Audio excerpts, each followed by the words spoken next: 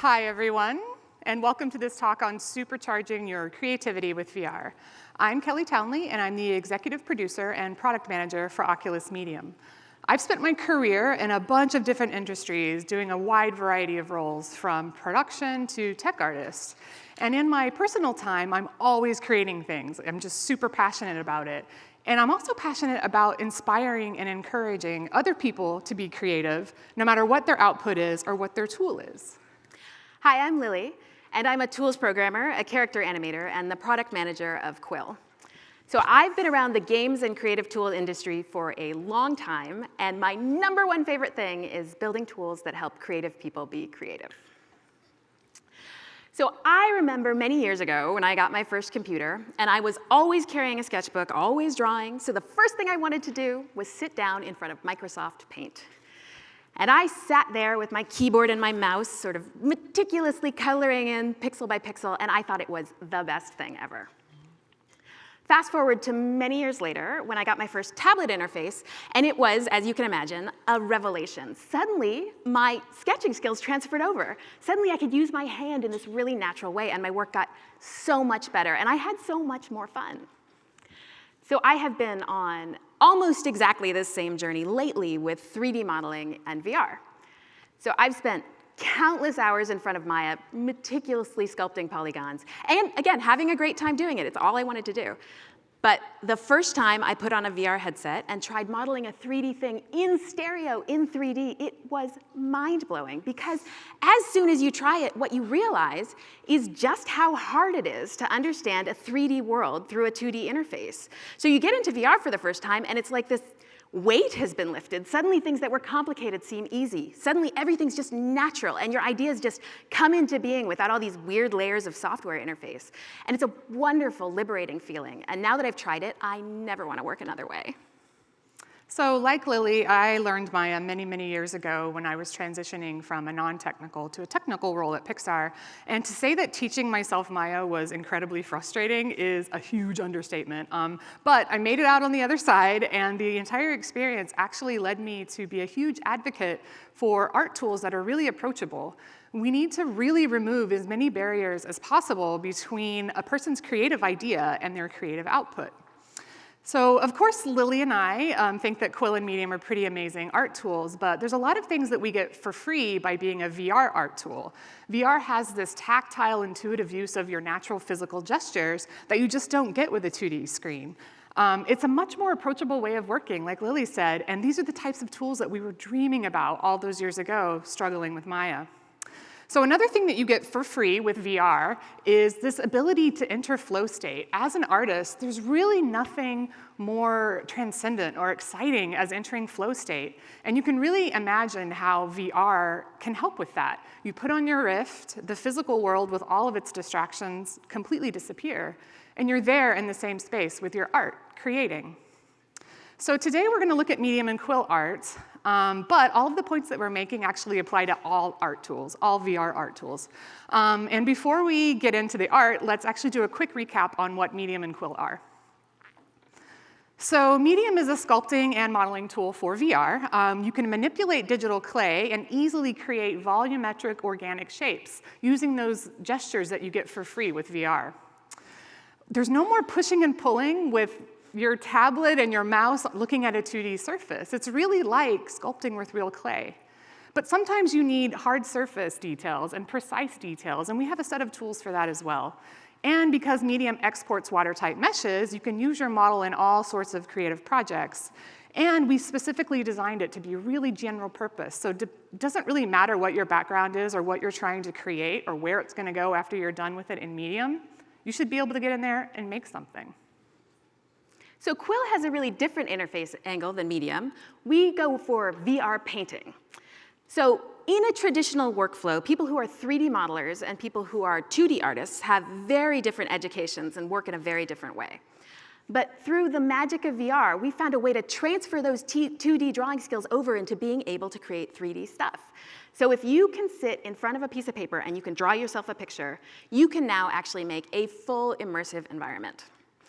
The basic interface is that you draw strokes in the air around you, and you color on the world with volumetric brushes. And not only that, but the Quill team are passionate storytellers and animators, so you can use our tools to bring your paintings to life. You can create or deform geometry over time, or if you want to see part of your painting move, you can pick it up and just puppeteer it around with your hands. It's magical for animators. So we've already said a couple of times that VR makes creation easier, but what does it mean to supercharge your creativity, and how does that translate across all the different art disciplines? So today we're going to walk you through these art disciplines, and we'll describe the way that these artists are using VR to change the way that they work.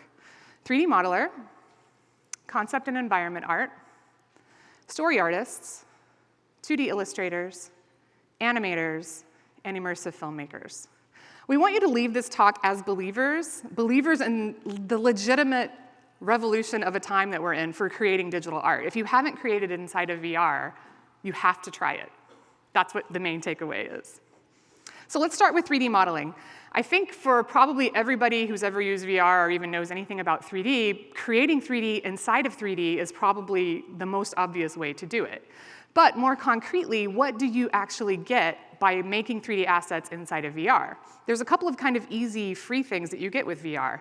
First, it's really easy to understand scale and to play with it. Remember, you're sharing the same space with your model. You can take something that's big, shrink it down, make it tiny, and entirely change your composition and feel of what you're creating. Second, there's no more setting up dozens of cameras to look at your model from every conceivable angle. All you do is move your head and look at it. That's all you do. Third, you can use your hand and reach out and grab your model, just like you would in the real world, and bring it close to your face and look at the details. Turn it around, maybe do some painting or something that, just holding it that you really need to get in there. So with Medium, two of our most popular tools are Move and Elastic Move. When we released these two features, we saw an epic jump in the quality of the art.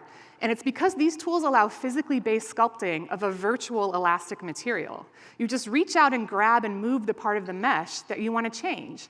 And you get this volume-preserving deformation that has real-world properties of stiffness and compressibility.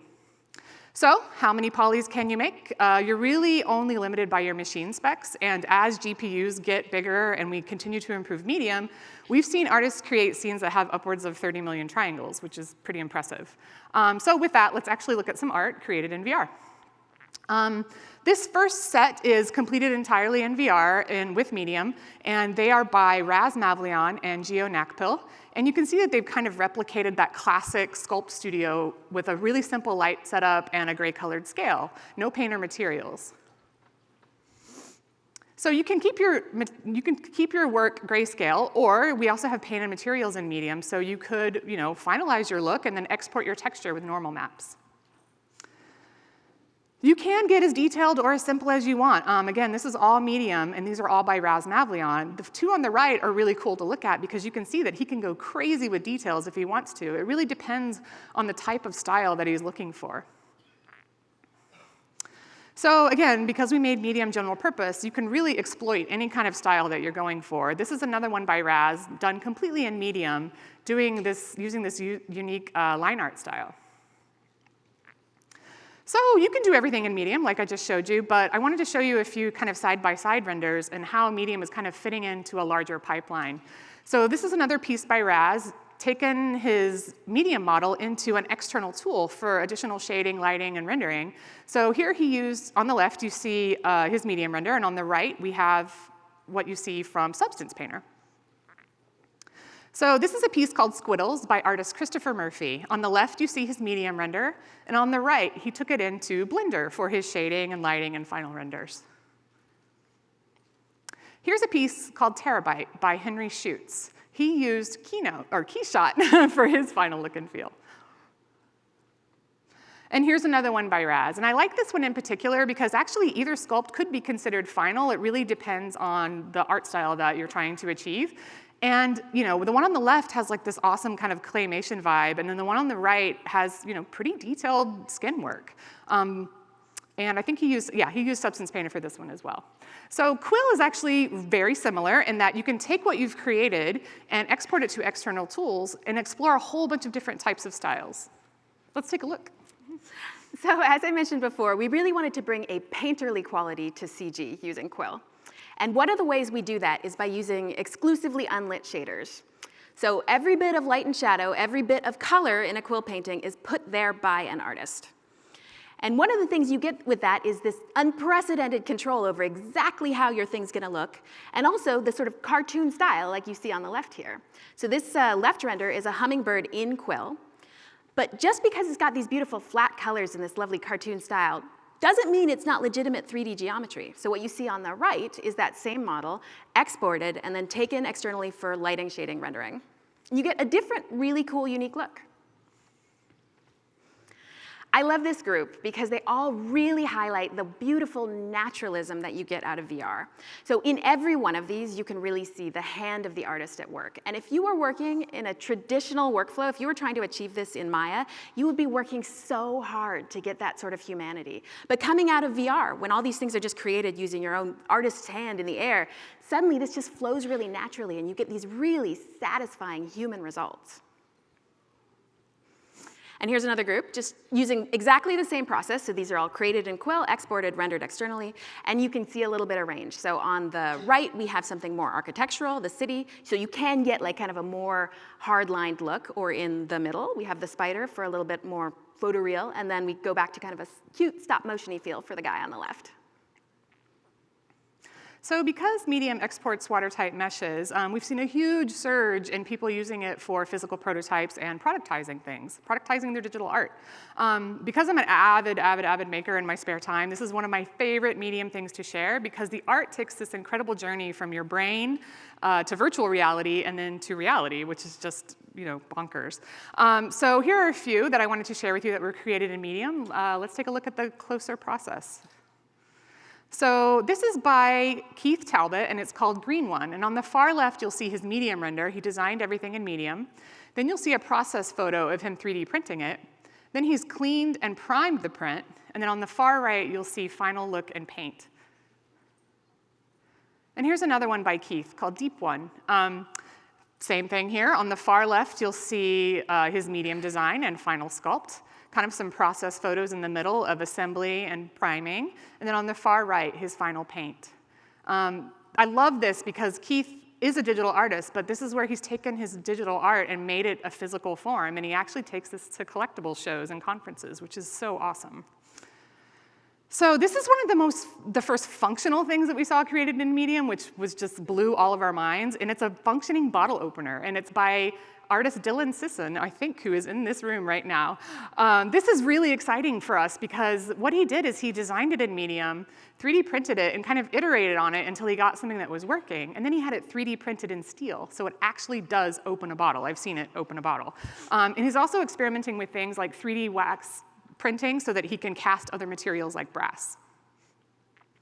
And here's one more. This is a cosplay mask by artist Nathan Hayward. And on the far left, you'll see his 2D concept. Next to that is his render inside of Medium, his sculpt, and then the 3D print, and then his final finish and paint, which he actually wears to cons, and he actually sells them too. And I love this because he was creating things kind of one-offs and everything, but what Medium allowed him to do is really scale his whole creation and production process so that he can actually sell these to people who want to dress up. So one of the things we like to talk about with VR is how these interfaces are so natural, so approachable, so human, that it lets you do all kinds of jobs you would not otherwise be able to do. And nowhere is that more apparent than the journey of art from concept to final in a studio environment. So if you're working at a game studio or a film studio, things typically start with a painting. So a concept painter will draw a picture of an environment or a character, and then there are tons more people involved in that process before that work is done. There are 3D modelers and texture artists and shader artists and effects artists and lighting artists, and all these people will do their work individually, and in the end, they'll assemble it all back together into something that we hope hits the target and tone that the concept artist laid out. And as you can imagine, there's a ton of translation and retranslation of ideas there. There's tons of production overhead, and there's all sorts of communication and possibility of error. So with VR-enabled workflows, though, we have these things where concept painters can contribute way farther down the pipeline. And so here is a great example. So on the left, you see oil paintings of the Big Sur coast by tremendously talented artist Mike Corey. And on the right, what you'll see is him taking those same painting skills and working off that reference and going into Quill and actually just painting that whole world. So here's a fly-through of the environment. And what I love about this is I think it's so beautiful it could be final art. This could be a situation where you just had somebody who could be a concept painter just building the whole environment, and there you are, you're done. But if this isn't the final look and feel you're going for, then instead this could be the world's most specific, best concept art. So no wondering, like, where does that rock actually go? Or what's the light supposed to be like over here? Or any of that. No guessing at what people mean when they lay out their images. Instead, it's all right there in 3D for everybody to work off of. Here's another really beautiful example. This is a piece called Alex's Sci-Fi World by artist Matt Schaefer. And I love this because it is so dense. It's so beautiful. There's just so much going on here, and it's such a cool style. And remember, as we look at this was all made by one guy who is not a 3D modeler and not an animator. This is just one guy who's having fun drawing in VR. And I think that's just an amazing thing to enable. And the other thing I love about this piece is the colors. So look at the people under the streetlight here are green. The people in this back alley are red. The people in the bar are blue. And you could do that all with a traditional lighting setup, but in Quill, it's so fun. You just grab volumetrically that part of the world and color shift it. And that is such a cool, creative way to work. You can go for all kinds of effects, and it's just fun, and you get a cool result. So one of Medium's strongest use cases with professional artists is actually look development for film and TV. We've actually talked to many concept artists working in this industry, and they say repeatedly that VR and Medium cut their time down by like 70%, which is insane. So this piece is by artist Tyus Jakobsen, and he uses many, many steps in his concept flow. But one of the things he does, and where Medium plays an important role, is for that base render, like getting those initial shapes in, rendering it out, doing some paint overs, sketching over, refining the shape inside of Medium, and then eventually he gets this like final piece of amazing concept art that really sets the tone for a TV show. So this piece is by Ryan Teo. He has a similar process, and then he starts with Medium. This is a Medium sculpt that you see here on the turntable, and it's an entire environment. But then as they like figure out exactly where they want this shot to be, in this case it's the balcony of this house, he renders out a few more base renders, which is what you see here and here, and then he does a final paint over, which is here. And you can imagine that this particular process where you do these base renders of shapes, like just the defined shape that you want to play with, and then do paint overs, how that process really, really unlocks a lot of iteration time and like refining your design time for artists, because you can play with light and emotion and look and feel like a lot easier when you have this foundational shape to work from. So here's another one. This is by artist Finian McManus. He works in the industry on really big budget visual effects films. But one of the things that he does in Medium, which is really neat, is he does this like kind of sketchy approach to the way that he sculpts. He just kind of gets in there and does it like rough and loose and just wants to get those shapes in there. He has his reference images up. He's just kind of getting them in there. And then he renders them out and does these incredible, beautiful paint overs for his final concepts. So switching gears a little bit, this is kind of a weird one, but it's photogrammetry, actually. So photogrammetry is being used increasingly to create those massive CG sets that you're seeing in TV and film. They take reference from real world and make it into a CG mesh. So this is by artist As Balbanian, and what he does after his on-site capture of whatever he's trying to recreate, he brings his mesh inside of Medium because it's actually really fast and easy to repair your scan mesh, all the holes, all the things that you get from like old paint and reflections. And then he does some more texture work, some unwrapping, and a whole bunch of other steps. But ultimately, it ends up inside of Unity as this hyper-realistic VR world that's taken from something that actually exists. And one more thing. So we talked about this last year at OC5. This is artist Momo Koshu, who works at Skydance Interactive. And he is a concept artist on the Hellfire Archangel game. So this is incredible. So he's here inside of Medium, inside of mixed reality, and this is how he sketches out his concepts for his mech designs. He kind of like gets in Medium, sits in his mech, and kind of like draws around him where all the dashboards should be, where the handles should be, where the different panels should be. And there's really nothing like creating, like if somebody's gonna be experiencing your art in VR, you really have to create it in VR. There's no other way to do it. So we like to talk about how VR enables people to do jobs they wouldn't otherwise be able to do. But another riff on that concept is that people can create artifacts for their production flows that are so much more specific and so much more high functioning. And one place where that's really evident is in story art. So story artists usually work in storyboards or animatics, which are both low-resolution artifacts meant to sketch out the flow of your scene. You just want to see how it's going to work shot for shot. You want to make sure everybody's on the same page. So you can imagine doing that the old-fashioned way by just sketching in 2D, looking at little 2D windows into the world, or moving those around to make animatics. But now imagine you have tools like Quill. You can take that same amount of effort, you could take those same skills, and you can essentially make the world's best animatic, something so much more specific. So what we're looking at here is an animatic by an artist, Daniel Martin Pakesy, for a piece called The Remedy. And so he's a brilliant hand-drawn artist, and so what he's doing is he's sitting in Quill, in this white world, sketching really quickly the characters around him just to see how the action is going to flow in this piece. And so if he wants to know, hey, does it make sense for a character to get from here to there in that amount of time, instead of guessing or taking a bunch of shots, he can just pick them up and slide them. And I love this action sequence because you can see how fast and loose he's working. You can see how cool this is. And this would be such a hard sequence to understand from a storyboard to know that it was going to work. But here you can just rough it all out in 3D in VR, put on your headset, watch the character move, know that it's going to work. Everybody's on exactly the same page. So as we said earlier, VR drops the boundaries for the types of art that you're creating. And in particular, artists who are trained in one discipline, VR actually makes it easier to cross over into others using their existing knowledge of things like form, light, composition, and anatomy. And one of my favorite examples of this in Medium is turning a 2D illustrator into a modeler.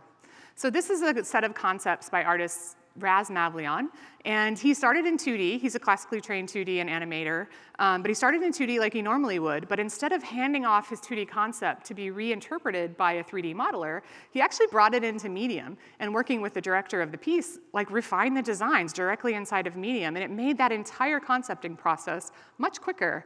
And again, I love this about Raz because he actually never studied modeling. He's never modeled in any other tool. He was like a 2D guy, and he wanted nothing to do with modeling, but now he's a modeler, and it's pretty amazing.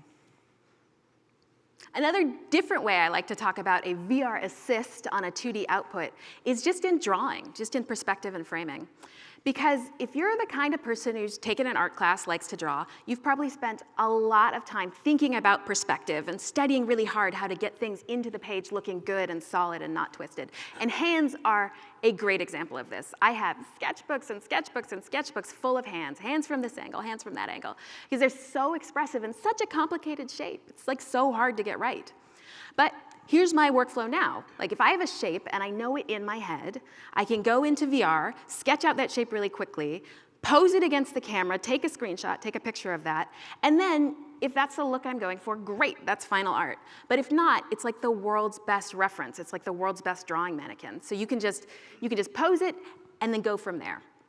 And this has been kind of magical for me because it essentially lets you fake like you've got much better art skills than you've got. I essentially feel like I'm cheating because the kind of perspective and form skills that people develop take a lifetime. But using VR, you can just skip to the end. Everything looks great.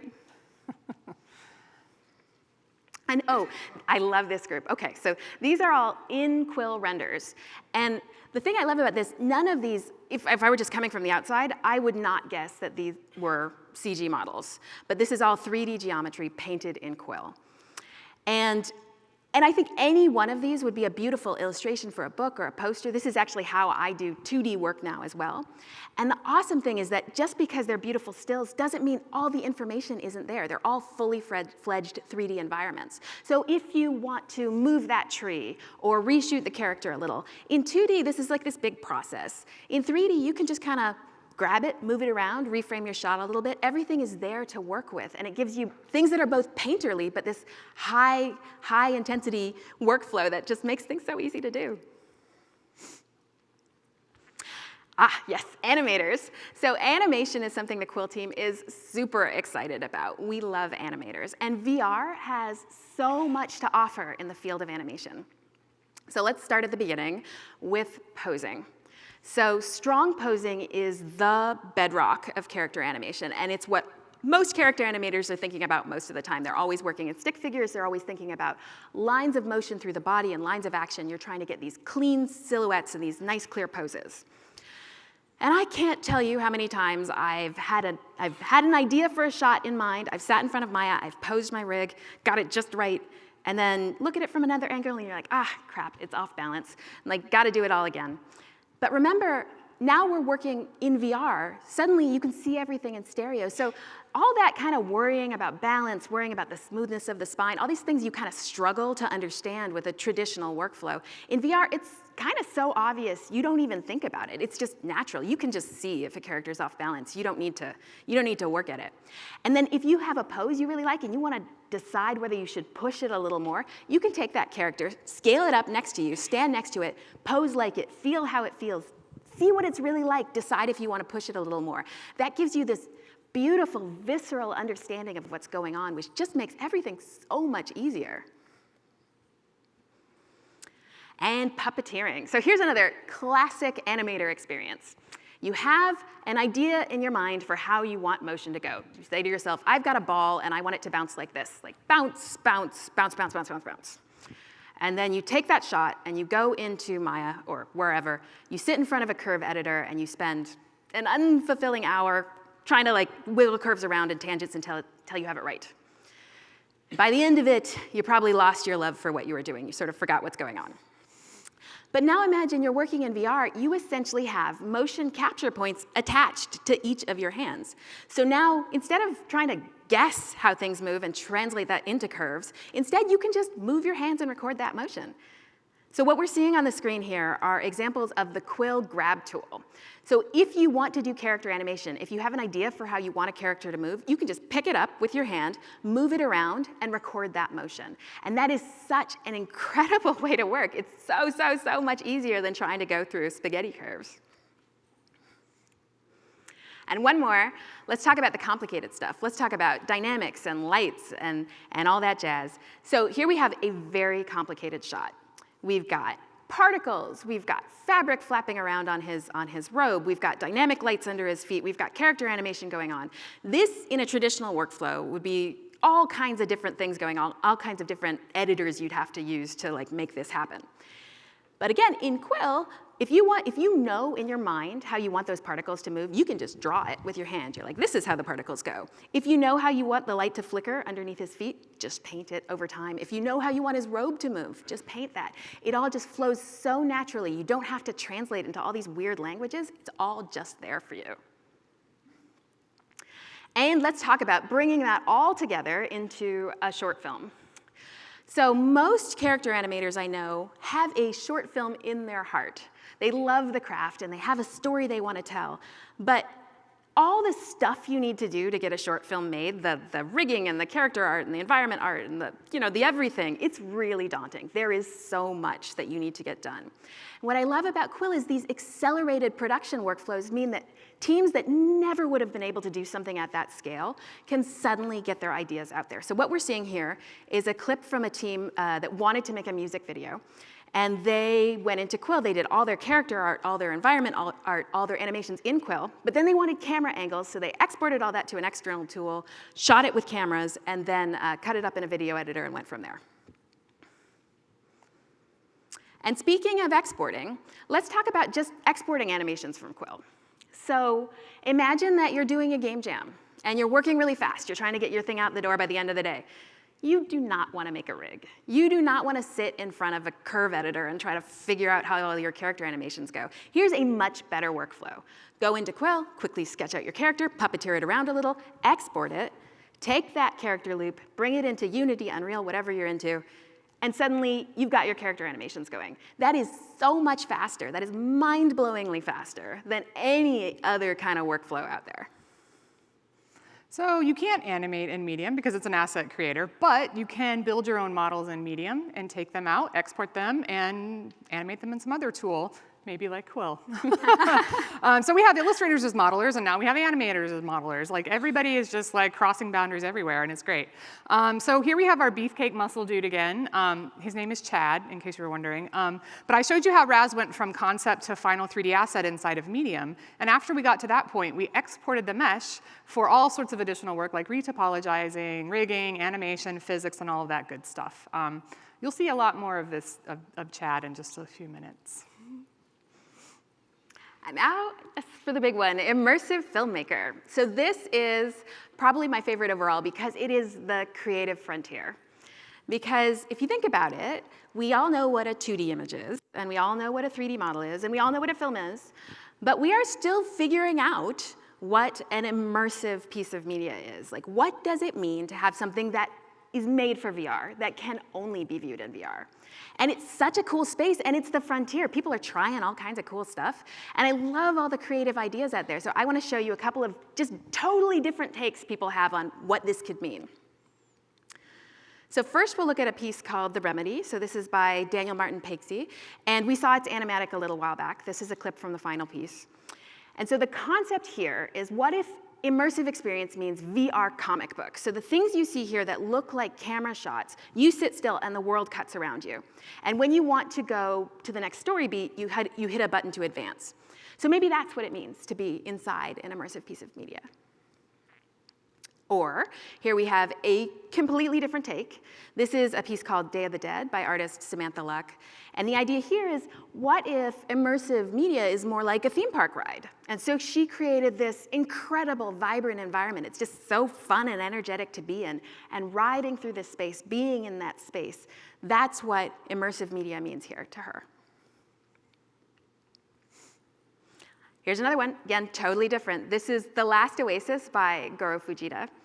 So this one really goes hard at the concept of space. So the idea here is that you use the fact that the quest is untethered to map a physical environment to a virtual environment.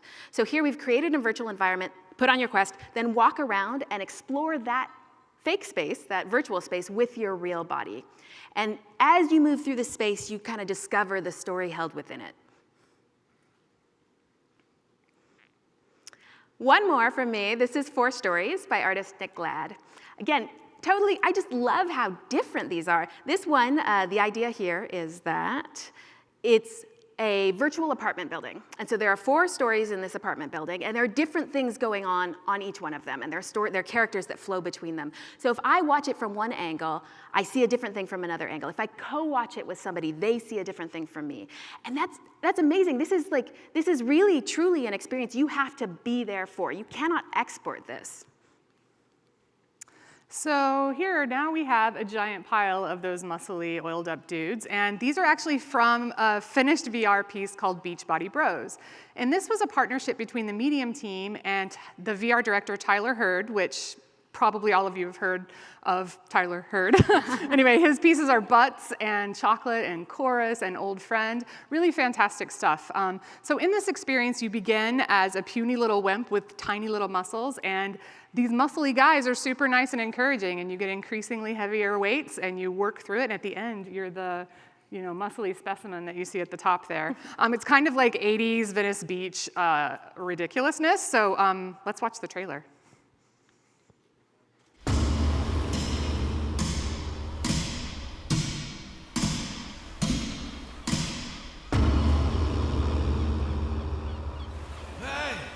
Hey, you little guy. Are you with me? Come on, man. I need you to focus. Glory be to those abs. You ready to go head-to-head with the heavies? Even your veins have muscles. All right. Ready? Let's get started.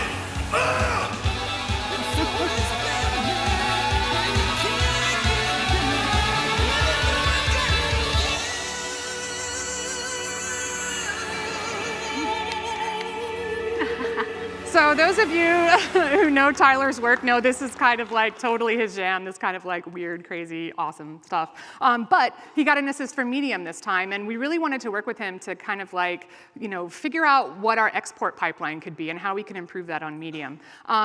Also, super happy to announce actually that Beachbody Bros is in the Oculus store as of this morning. So please go download it, wail on your pecs, get buff with these greasy dudes.